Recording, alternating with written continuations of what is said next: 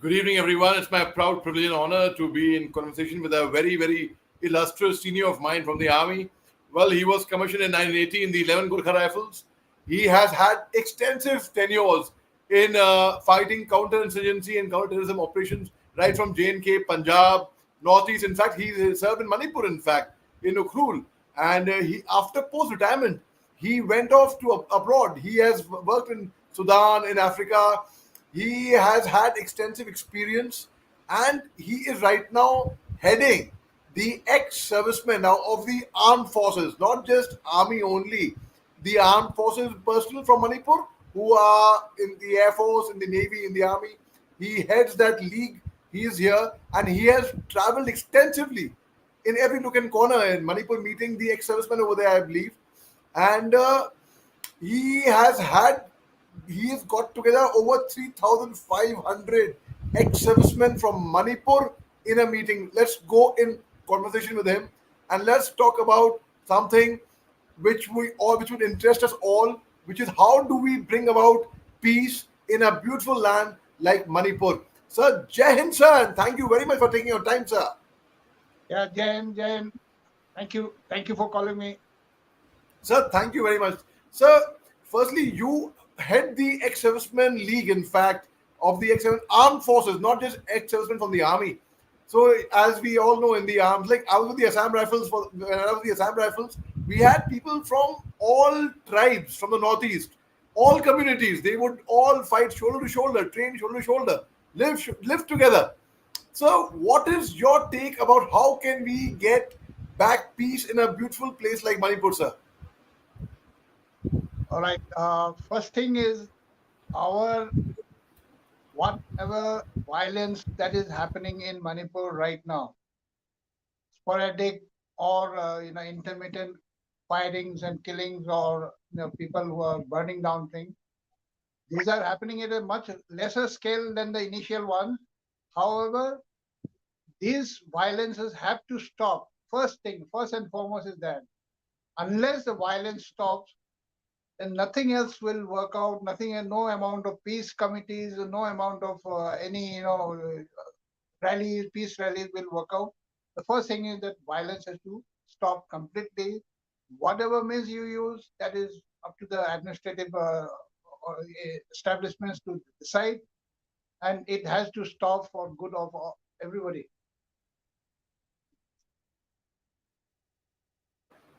Sir, and what message would you like to give to everyone? I mean, from people from Manipur, irrespective of the tribe, community, since you have had people from all tribes, all communities get together in Manipur from the armed forces, because in the armed forces we follow only one religion. That's it. The country comes first, always and every time. So, what is the message you'd like to give to everyone who are right now in Manipur, sir? What I have in mind is, from my side, I view the entire episode, unfortunate episode, as firstly from the perspective or the lens of a countryman. That is the first. We have to view things from the side of the view of a countryman of our nation. Second, we have to see it as a soldier. That is, we being from the armed forces, ex-servicemen or armed forces, we have to see it as a second thing. We have to be as a soldier or a sailor or a airman. Third is as a Manipuri. Including the 33 tribes and the other 3 to 4 communities, including the Gorkhas, including the Pangals, including the Marwaris, Punjabis, and others who all are there, including, there are about 36 communities Tamils living. as well. We have to see problem as a Manipuri. And the last is your own community as a Meitei or as a Kuki or as a thing. That is the last. So as long as we see from the first 3 perspectives, I think we should be able to find a solution and go ahead and bring peace in the state. So, what a beautiful message, sir. There is, you must be knowing Mr. Amrish Singh Pawa, who is a Manipuri Sikh. He was born and brought up in Manipur. He owns property in Imphal, in fact, and I know him very, very closely, in fact.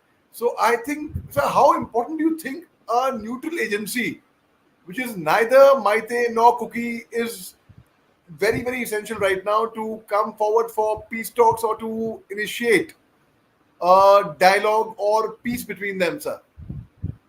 See, what I would bring forward is that I know Mr. Amit in power, a very nice gentleman, and recently he has been on the news and at his age, at a very advanced age in Delhi, he has been promoting the peace and harmony among the Manipuris and including himself.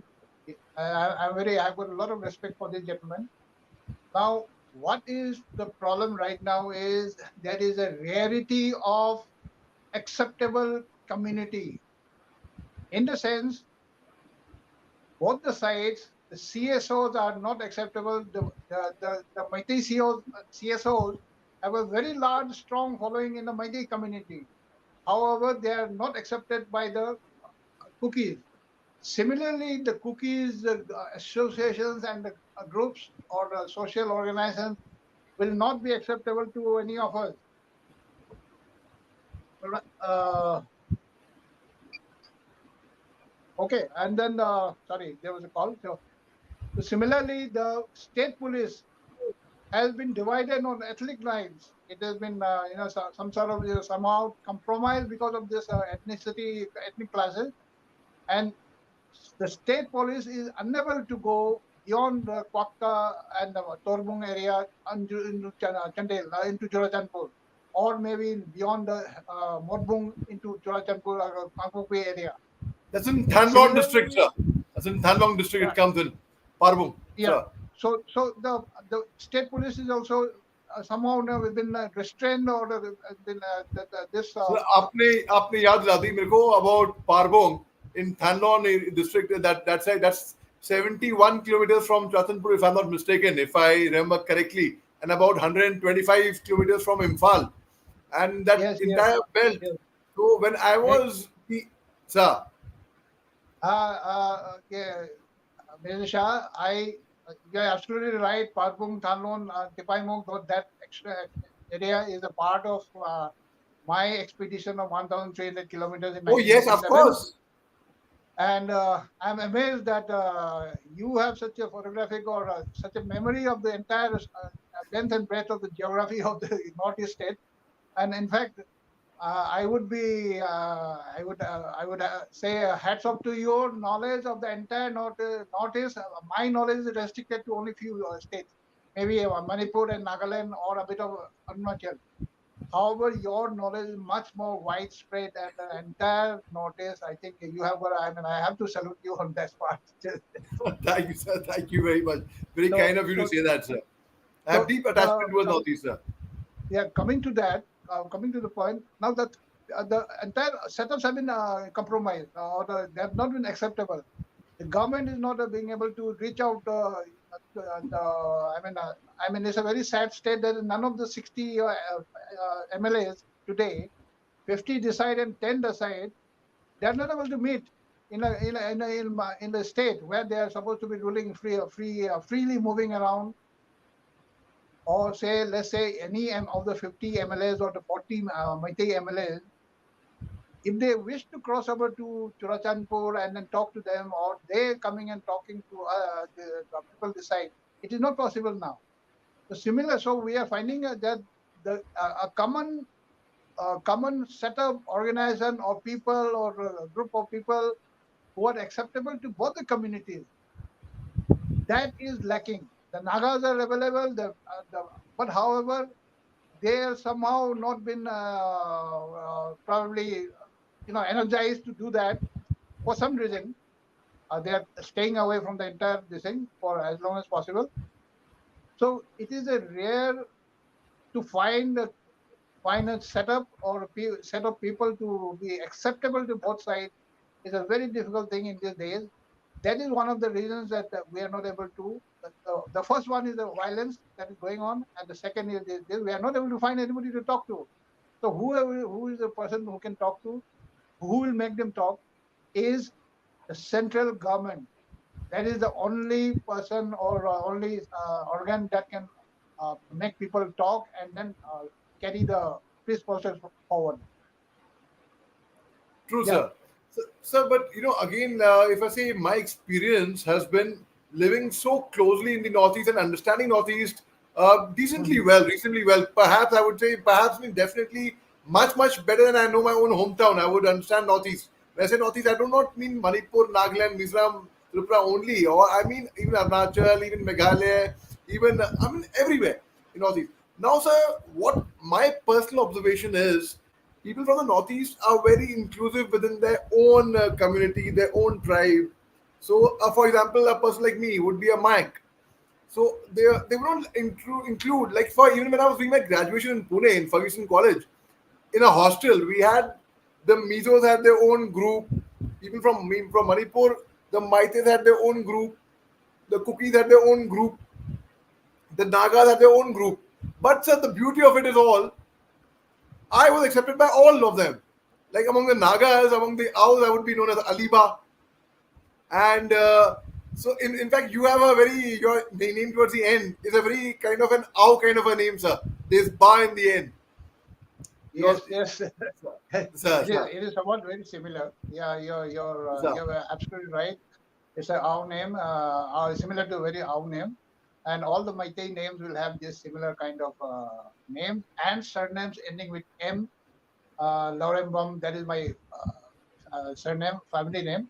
Similarly, most of the Meitei names will have this. So that's how we identify, and then we are able to, like if you want to identify a tribe from the Tankuls, Shimre, or you get used to those names and the surname. Uh, but I will, Like in Tankul, there would be Shimre, there will be Shishaks, there will be yes, Shimrangs, yes, yes. sir. Sir.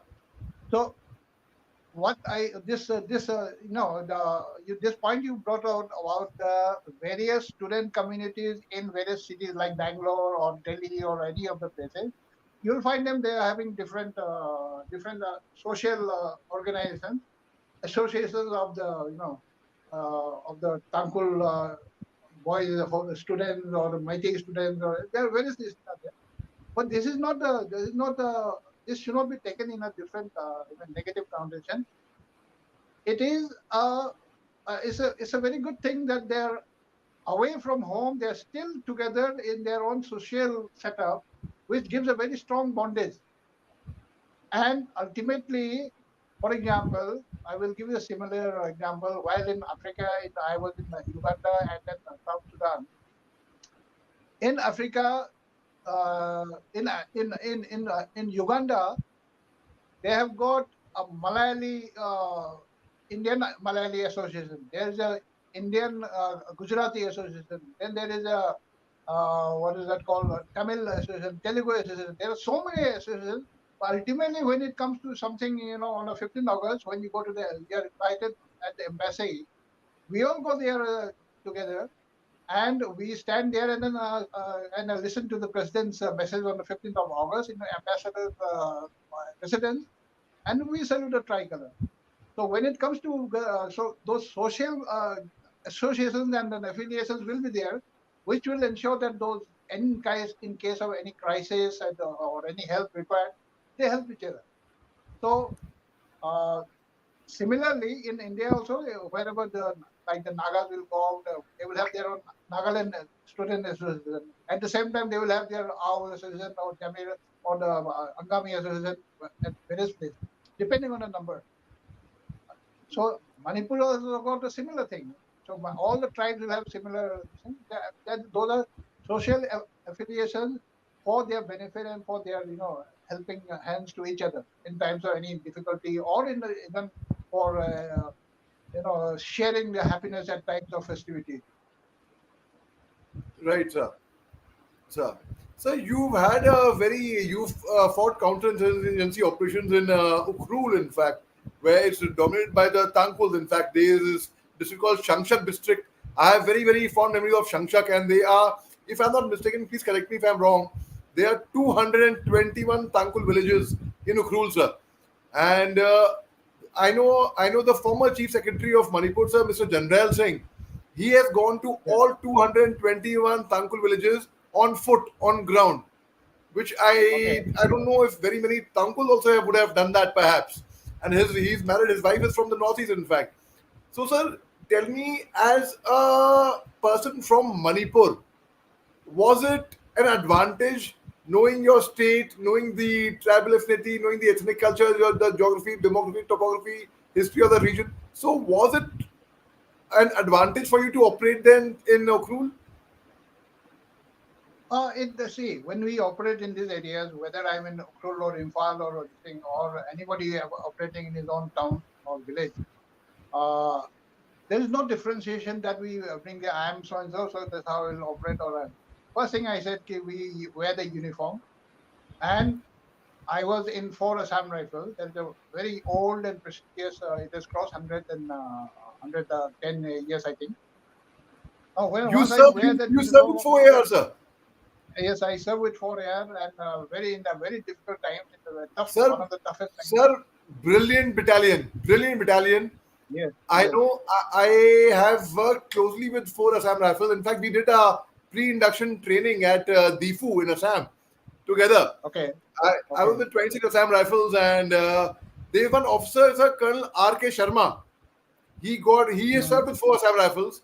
He got a Kirti Chakra in Manipur, he got a Shaurya Chakra in Manipur, he got a Sinha Medal in Manipur, he got combination cards. So he had an Okay, illustrious career there.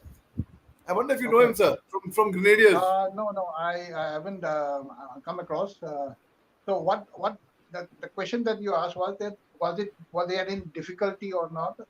I will say no because we work as an army uniform personnel or the Assam Rifle that we are deputed to, and we, irrespective of which tribe or which community you belong to, you order follow the orders as per the what is required. To that extent, yes, there were at times, risks involved in a personal capacity, but those risks are the part of the professional hazard, and then I'm sure that everybody, whoever goes into his own area, in fact, it is an advantage. It's a much bigger advantage to know the language, to know the customs, or to know the whatever the familiarity. It adds to the entire, your potential as yeah, as an officer posted there. For example, I will give you that I was posted in the Indo-Myanmar border, uh, but because after some time, the range headquarters, 10 sector that is in some side, they wanted a local officer for as a staff officer. So I was summoned overnight, and then I went to report to my the commander that time, the brigadier Sonpal, SK Sonpal, Veer Chakra winner of 71 war. He tasked me for various things from day one, and then by the time we spent around 6 months together, this man wouldn't go anywhere in Ukrul or Manipur or Imphal. In his convoy, I had to be there. If I am not there, then he wouldn't go, or he would ensure that I am there, hanging around in his convoy of five uh, high-speed vehicles and heavily protected vehicles. And that's how because being a local officer, I had the language to talk to people to get I won't say the intelligence, but to get the general information, the pulse of the people. So that added, and then I became almost a blue eyed of this man, and everybody used to feel, yeah, LM kahan se aa gaya. But I did my job well, and then I'm sure that being a local officer, it was a very beneficial and very advantageous. I would put it that way. Sir, sir, you have been from the 11 Gurkha Rifles. In fact, you are also from the same battalion. Correct me if I'm wrong, as the CDS General Anil Chauhan, and also the former DG Assam Rifles and the former Chief Ceasefire Chairman Ceasefire Monitoring Group, Lieutenant Shokeen Chauhan. If am I right in obtaining this Yeah, knowledge, yeah, sir? yeah, yeah. You're absolutely right. You're absolutely right, and I'm so fortunate that there are three lieutenant generals in our battalion, from our battalion. One is from my 1 year senior to me, my eldest senior subaltern, Lieutenant General A.L. Chavan. He is from Maharashtra, and he retired as a DGMT. Then the second is 6 months elder, DG Assam Rifles, ex-DG Assam Rifles, Lieutenant General Shaukin Chavan. And of course, my very close brother, uh, General now, General Anil Chauhan, CDS. So we four are all together right from the childhood, or almost, after commission. That's how we have grown up, and I'm very fortunate to be with them. I mean, having served with them or having grown up together. How heartening is that, sir, to know? In fact, I've had the honor of interviewing General Shokin Chauhan, and of course, welcoming on stage and introducing. Not, of course, there was no introduction required for the CDS, General Anil Chauhan. So that's the interaction I've had with them. And so they are officers, they're senior officers who understand Manipur or Northeast very, very well, in fact, because they've served there on ground. They've had hands-on experience. So as a defense analyst, when I speak on some TV channels, and I have been speaking about Manipur a lot, in fact. So my personal observation is sometimes there are many media channels, without naming them, they would get somebody totally unrelated. For example, they will get Director General of Police of a different state in central India, with all respect to his service, knowledge, experience, everything. I'm not denying that at all.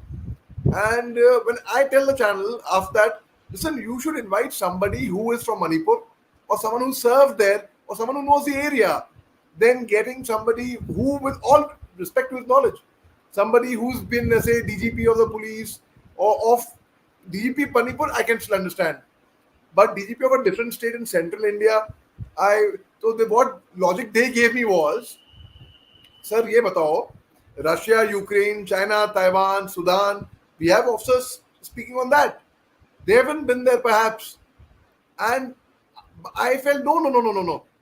You cannot compare Russia, Ukraine with what's happening in Manipur. Or you cannot, I don't mean the war, I don't mean the violence. I meant the strategic analysis of analytics of it.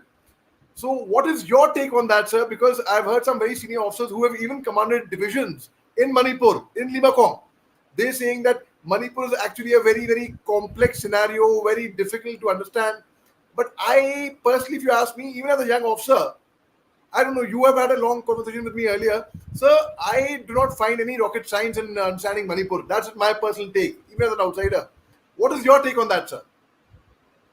It's like this. Uh, it's like this that I mean, any officer, in fact, most of our batch and onwards, 1980s onwards or before that, the people have served in the Northeast in at least once or twice in the counter-insurgency environment in either in Manipur or in Nagaland or in Assam. They have had exposures either in even in the Mizoram. Now, having had one exposure, you do not become an expert on the entire that place. This understanding of a place or a state or a region needs a continuous process of studies and knowledge that you gather over a period of time, over a period of years. Now, how I respect people like you or General Shaukin Chauhan is that you have seen the entire Northeast, entire place. Like I said, see, I may be very knowledgeable or pretty aware about the happenings in Manipur, or even like I said, I'm one of the very few handful of people who have traveled all the nooks and corners of Manipur boundary. I can proudly say that there's nobody else who has done that except for a few of us, maybe about 5 to 6 of us. Now, having said that, I understand the nuances in those remote areas. Those are the places where people have not seen a Maite. I remember one occasion where on one village where we halted for the night. It was a cookie village in the South Sajik Tampak area, very notorious in the 80s, 90s. At the border, sir, We the halted Myanmar there. border. Yeah, we halted for the night in the village.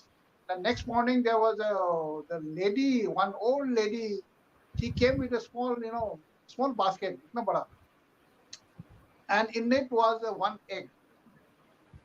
तो we said कि ये किस लिए है? बोला कि ये आप लोगों के लिए गिफ्ट है.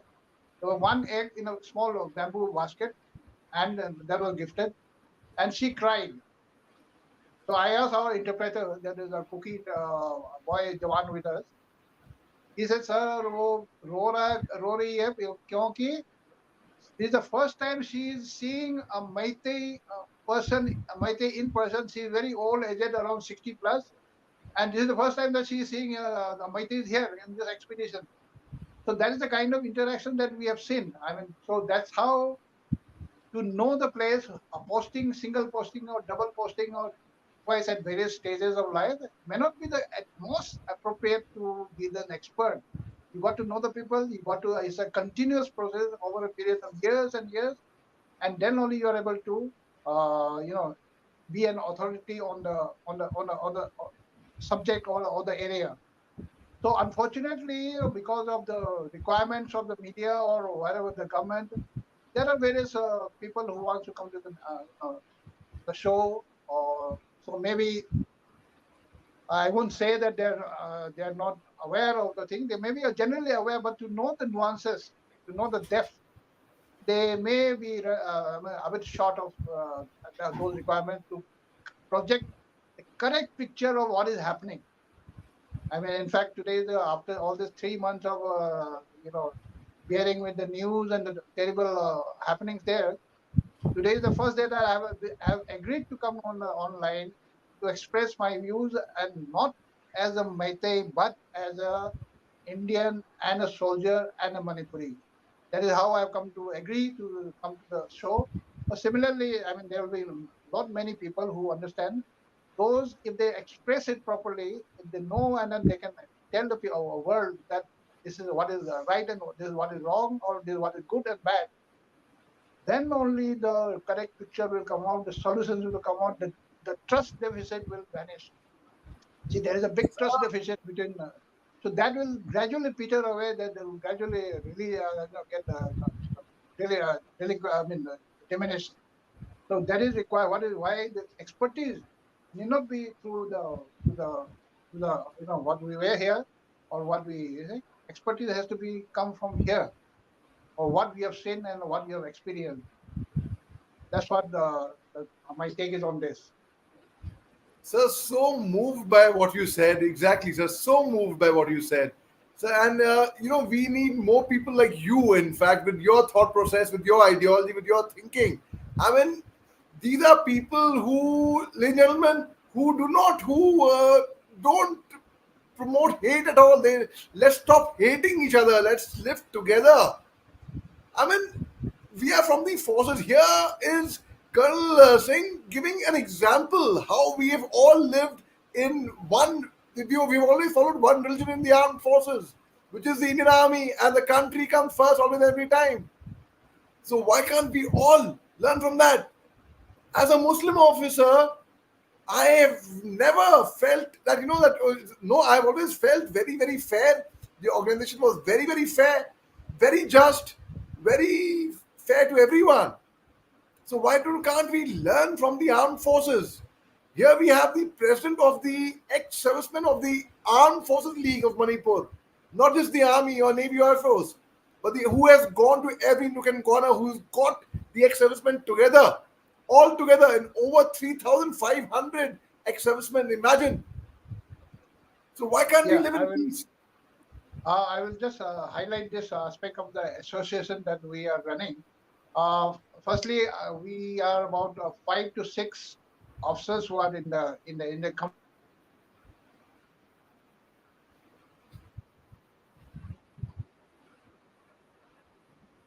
L. Nishikanta Singh are also our esteemed members. Similarly, there are about 50 odd officers who are retired and settled down in Manipur. They're Imphal or otherwise. They're all members. Besides that, all these other ranks and JCOs, NCOs are from the either about 80% is from the hills and 20% is from the valley. Now, the executive committee that we have is 29, out of which 5 are officers Rest 15, no, 29, rest 14 are JCOs oblique NCOs from the hill districts of Manipur, including Churachandpur, including Kangpokpi, Ukhrul, Senapati Mao, Tamenglong, or Chandel. So we interact with them on a regular basis, on a very vibrant way, and then we help each other. So that's how we, promote the unity and then the oneness of Manipur under the umbrella of extension. And our motto is strength in unity. That is, we get strength from being united under the banner of an armed forces ex-servicemen, that is, ones who have sworn their allegiance to the constitution and the flag and the regiment. So that's how we work. So that's why we are the only ones. Probably, I will not boast, but then we are still in our ex-servicemen community. We are still talking. I mean, there is a cookie ex-servicemen community, cookie who are there in our committee. Unfortunately, they had to be displaced from Imphal, and then they are staying elsewhere in other places. We are still talking. We are still interacting. In this last 3 months there have been two deaths, two cookie association that our association has a rule that we are supposed to provide 5,000 rupees instantaneous cash relief to the NOK. Those have been given, one in Kangpopi and one in Churachandpur, by the ex-association committee there. Those our members there, the coordinators, they gave, and then we subsequently reimbursed on a central basis. So all these things happen, and that is why I said there is a rarity of acceptable community who are acceptable by both the communities, and probably, I mean, it's a out of the box thinking. It may or may not be materialized. But ex-servicemen is one organization which have not been the potential has not been utilized. Can't this be explored? Should it be explored, and can it be explored? You empower it. Try and get. See, we have an adequate number of you know, intellectuals and the artists and a very famous church leader, religious leader going around. So unfortunately, they are not being able to make any headway because of whatever is happening. So I mean, we got to think in the different options that are available. However, we are we stand for the ex-Association communities of the entire state, entire communities, all the 33 tribes and other communities, including the Gurkhas, including the people who are serving in the Assam Rifles and CAPF. We all work together. We still work together in spite of all this crisis. So that's how I think Manipur or other countries, other states or other people should take an example. Thank you. Absolutely, sir. Sir, thank you so much. What you have really spoken so well. You have given such perfect examples. I'm sure. I hope people learn from how we live together, shoulder to shoulder, irrespective of the caste, creed, religion, tribe, community, region, of in the forces. That is our training, our grooming, and I wish the whole country learn from that. From because unity is strength. And sir, before we part ways, firstly, I really want to thank you wholeheartedly for taking out time for this junior brother officer, sir. It really means a lot. And sir, any last message you would like to throw out in the universe before we let you go, sir? I have one only simple one this thing. The violence has to stop.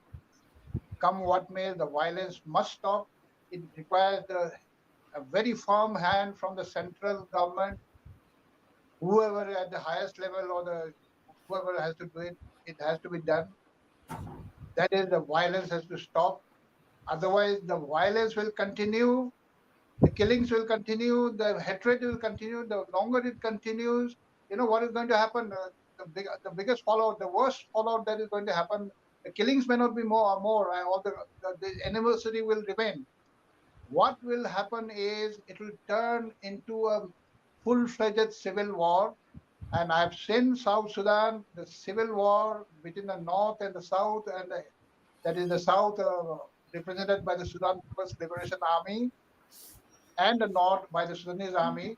It continued for 25 years till the time the peace agreement was signed and the new country was born in 2011. Even after that, the animosity between the Dinkas and Nuers are continuing and killings are continuing. So we don't want to get into that kind of a situation for the future. India has to look from that point of view and then not say, okay, just ignore and then take it, chal raha, chal raha. I mean, that would be, I'm sorry to say that that is the kind of feeling that the people are getting. That is why people are reacting very violently against various security forces or alleging that these are not being done, they are not being carried out. So my message is violence has to stop by whoever the authority that is concerned. And when this is done, the violence has to be done, controlled, and by way of disarming both the communities. The, the extra loose, unaccounted weapons in the hands of the cookies are there. Those have to be disarmed, accounted for, and then collected simultaneously. Then you collect the simultaneously. I said you collect appeal, make an appeal to the Meiteis who have taken away those 3,000-4,000 weapons as a reaction to the rumors.